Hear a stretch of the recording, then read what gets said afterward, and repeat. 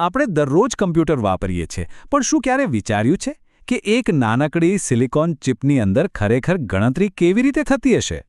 આજે આપણે આ જ જાદુ પાછળનું વિજ્ઞાન સમજવાના છીએ કે કેવી રીતે એક માઇક્રોચિપ 2 નંબરોનો સરવાળો કરે છે. તો ચાલો આ રસપ્રદ સફર શરૂ કરીએ. આપણામાંથી મોટાભાગના લોકો આના પર ક્યારેય વિચારતા પણ નથી, ખરું ને?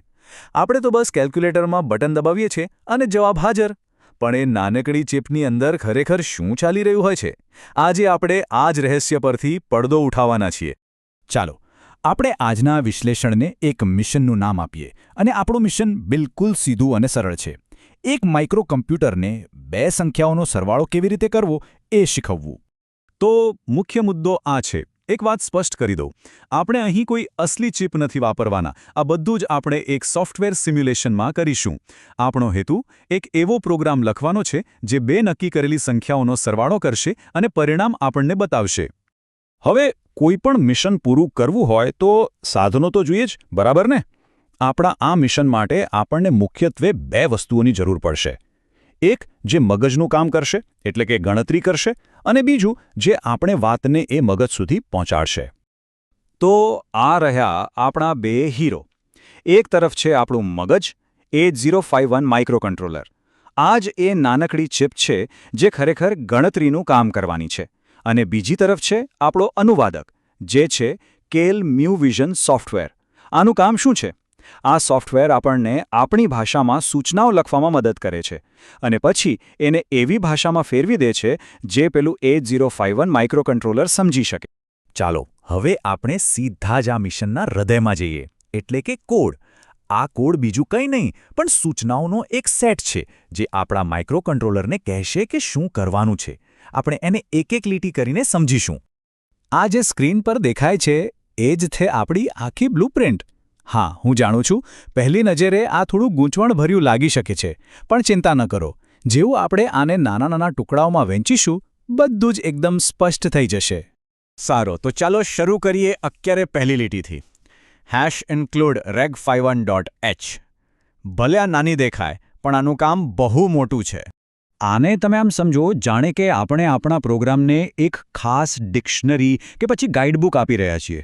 આ ગાઈડબુક 8051 ચિપ માટે જ બનેલી છે. આના વગર પ્રોગ્રામને ખબર જ ના પડે કે P1 જેવે ખાસ કમાન્ડનો અર્થ શું થાય છે. એટલે આ લીટી ખૂબ જ જરૂરી છે. ઓકે, હવે આવીએ એ 2 લીટીઓ પર જ્યાં આપણે આપણા નંબર્સને સેટ કરી રહ્યા છીએ. અહીંયા જ આપણે એ 2 નંબરો નક્કી કરીએ છીએ જેનો સરવાળો કરવાનો છે. તમે જોશો કે એ 0x સાથે લખેલા છે. એ શું છે? ચાલો સમજીએ. તો જુઓ, અહીં આપણે num1 અને num2 નામના 2 સમજો કે ડબ્બા બનાવી રહ્યા છીએ અને એમાં આપણે કિંમત મૂકી રહ્યા છીએ. હવે કમ્પ્યુટર ઘણીવાર હેક્સાડેસિમલ નામની સિસ્ટમ વાપરે છે. એ બસ ગણતરી કરવાની એક અલગ રીત છે.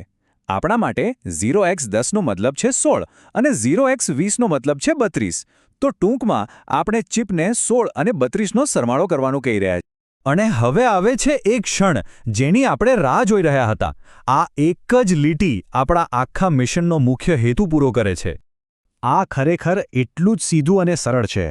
કમ્પ્યુટર num1 એટલે કે 16 અને num2 એટલે કે 32ની કિંમત લે છે, બંનેનો સરવાળો કરે છે અને જે પણ જવાબ આવે એને સમ નામના એક નવા ડબ્બામાં સાચવી લે છે. બસ. સારું, ગણતરી તો થઈ ગઈ, પણ એ જવાબ ચિપની અંદર પડ્યો છે. આપણે એને જોવો તો પડશે ને. તો એ કામ આ લીટી કરશે. P1 એટલે કે પોર્ટ 1 એ ચિપમાંથી બહારની દુનિયા સાથે વાત કરવાનો એક દરવાજો છે. તમે એને એક નાનું ડિજિટલ ડિસ્પ્લે સમજી શકો.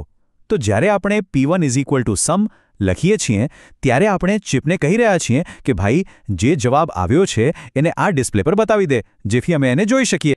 અને હવે છેલ્લે આ એક વિચિત્ર કમાન્ડ છે, while1. આનું શું મતલબ થાય? આ એક અનંત લૂપ છે. એટલે કે આ કમાન્ડ પ્રોગ્રામને કહે છે કે બસ અહીંયા જ અટકી જા અને આગળ કંઈ જ ન કર. હવે આવું કરવું કેમ જરૂરી છે?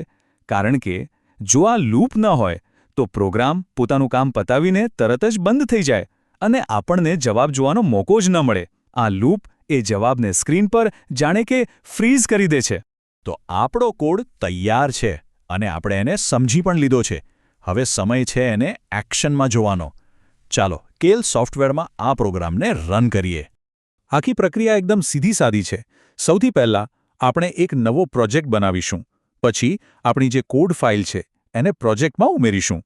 ત્યાર પછી બિલ્ડ બટન દબાવીશું, જે આપણા લખેલા કોડને મશીન સમજી શકે એવી ભાષામાં ફેરવી દેશે. અને પછી આપણે ડીબગ સેશન શરૂ કરીશું, જે આપણને સિમ્યુલેટરમાં લઈ જશે. અને બસ પછી પ્રોગ્રામ રન કરવાનો. તો શું લાગે છે? શું આપણો કોડ આપણે ધાર્યું હતું એ પ્રમાણે કામ કરશે? શું ચિપ સાચો જવાબ આપશે? ચાલો જોઈએ. આપણે કોડ લખ્યો, એની પાછળનો તર્ક સમજ્યો અને પ્રોગ્રામને ચલાવ્યો પણ. તો હવે મોટો સવાલ એ છે કે આખરે આપણા વર્ચ્યુઅલ માઇક્રોકન્ટ્રોલરે જવાબ શું આપ્યો?